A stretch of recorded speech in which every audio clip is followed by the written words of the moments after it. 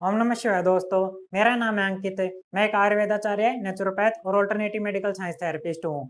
आज मैं आप सबके सामने आया हूँ एक बहुत ही इंपॉर्टेंट वीडियो लेकर के।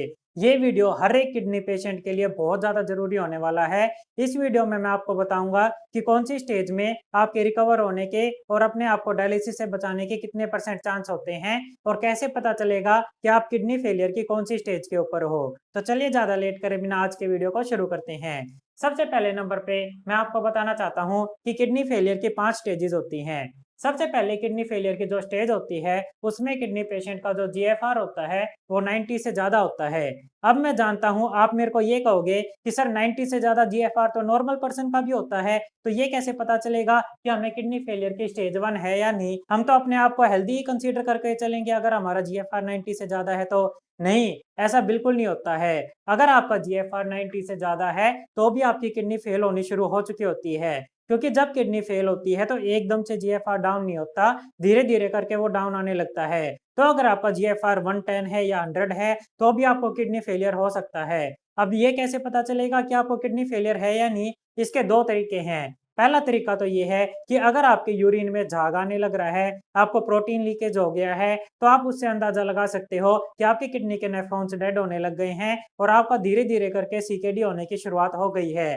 ऐसा एक्यूट कंडीशन में भी हो सकता है कि छोटी-मोटी इंजरी या सूजन की वजह से आपको प्रोटीन लीकेज हो सकता है। लेकिन अगर आपको वही दिक्कत लंबे समय तक बनी रहने लग रही है, तो आप समझ के चल सकते हो कि आपका किडनी फेलियर की स्टेज 1 शुरू हो चुकी है और आपको तुरंत सतर्क होकर के अपने आप को ठीक करने के ऊपर वर्क करना चालू कर देना चाहिए। दूसरा तरीका जिससे ये पता लगाया जा सकता है कि जीएफआर 90 होते हुए भी आपकी किडनी फेल होनी शुरू हो गई है या नहीं, वो होगा अल्ट्रासाउंड या सीटी स्कैन करवाना। अल्ट्रासाउंड या सीटी स्कैन करवा करके आप ये पता लगा सकते हो कि कहीं आपकी किडनी श्रिंक तो नहीं हो रही, कहीं आपकी किडनी के ऊपर सिस्ट तो नहीं बनने लग रहे, कहीं आपको पॉलीसिस्टिक डिजीज तो नहीं होने लग रही। तो इन तरीकों से आप ये पता लगा सकते हो कि आपको सीकेडी की स्टेज 1 है या नहीं। सीकेडी की स्टेज 1 में फिजिकली तो ज्यादा सिम्टम्स नहीं दिखते हैं, ना स्वेलिंग आती है, ना किसी और प्रकार की दिक्कत महसूस होती है। लेकिन अगर किसी को जरा सा भी डाउट होता है तो वो केएफटी टेस्ट करवा करके या यूरिन टेस्ट करवा करके अपने आप को समय रहते डायग्नोज करके इसको रिकवर करने के ऊपर वर्क करना चालू कर सकता है, ताकि पेशेंट को आगे की सीकेडी की तरफ प्रोग्रेस होने से रोका जा सके। सीकेडी की स्टेज 1 में ना केवल सीकेडी को प्रोग्रेस होने से रोकने के बहुत अच्छे चांसेस होते हैं, बल्कि उसको वहीं पर रोकने के और रिवर्स करने के भी बहुत ज्यादा अच्छे चांसेस होते हैं और ये बात साइंटिफिकली प्रूव भी हो चुकी है। इसके बाद अगले नंबर पे अगर किसी पेशेंट का जीएफआर कम होके 60 से लेकर के 89 के बीच में आ जाता है तो उस पेशेंट को सीकेडी स्टेज 2 का पेशेंट कहेंगे। जब पेशेंट का जीएफआर इस रेंज के बीच में आ जाता है तो उसका केरेटिनिन बढ़ने लग जाता है। केरेटिनिन एकदम से कभी नहीं बढ़ेगा।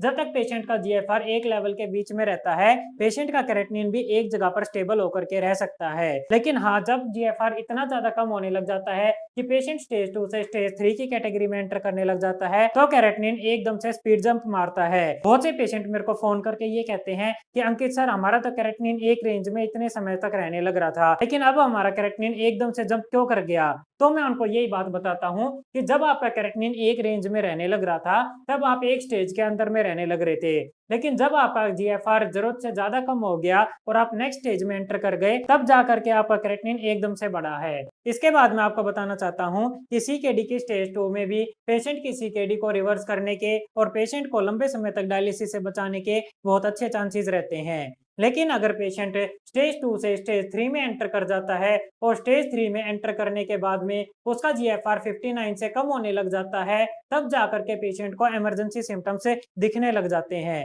इमरजेंसी सिम्टम्स जैसे कि उसको कहीं ना कहीं खुजली होने लगेगी, उसका हीमोग्लोबिन डाउन होने लगेगा, चेहरे पे सूजन आने लग जाएगी, भूख लगना कम होने लगेगा। इस प्रकार के इमरजेंसी सिम्टम्स थोड़ी कम मात्रा में पेशेंट को दिखने लग जाते हैं। ये ऐसी स्टेज होती है जिसमें कि पेशेंट की डिजीज डायग्नोज हो पाती है। इस स्टेज में एंटर होने के बाद ही पेशेंट अलग अलग जगह से इलाज करवाने के बारे में सोचता है।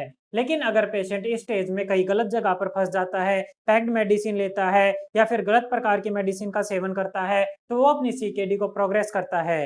लेकिन अगर पेशेंट एक हेल्दी डाइट चार्ट को फॉलो करे, एक हेल्दी रूटीन को फॉलो करे, तो केवल डाइट की सहायता से ही आप अपनी स्टेज को रिवर्स कर सकते हो और अपने आप को डायलिसिस से बचा सकते हो। लेकिन अगर किसी पेशेंट का जीएफआर 30 से डाउन हो जाता है और पेशेंट सीकेडी की स्टेज 4 में एंटर कर जाता है तो उसका क्रेटिनिन अब जल्दी से जंप मारने लग जाता है।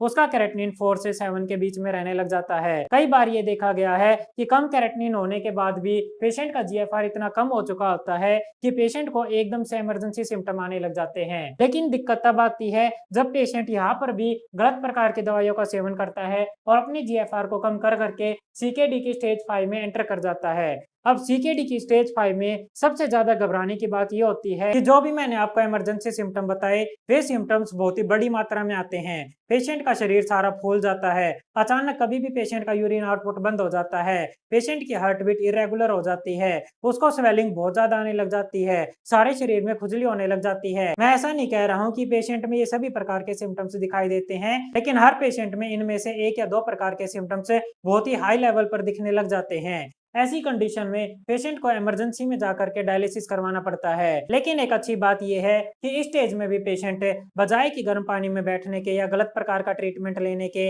अगर एक हेल्दी रूटीन को फॉलो करता है, हेल्दी डाइट चार्ट को फॉलो करता है, अपनी किडनी को रेस्ट देता है, उसको स्ट्रेंथ देता है, तो भले ही चाहे पेशेंट का डायलिसिस ही क्यों ना चालू हो रखा हो तो भी पेशेंट की किडनी को रिकवर होता हुआ देखा गया है। आखिर में मैं आप सबसे ये रिक्वेस्ट करना चाहूंगा कि इस प्रकार के हेल्थ रिलेटेड वीडियोस को देखने के लिए मेरे चैनल को सब्सक्राइब कर लीजिएगा, बेल आइकन का बटन दबा लीजिएगा और इस वीडियो को ज्यादा से ज्यादा शेयर कीजिएगा और लाइक कीजिएगा। Thank you very much, have a nice day. ओम नमः शिवाय।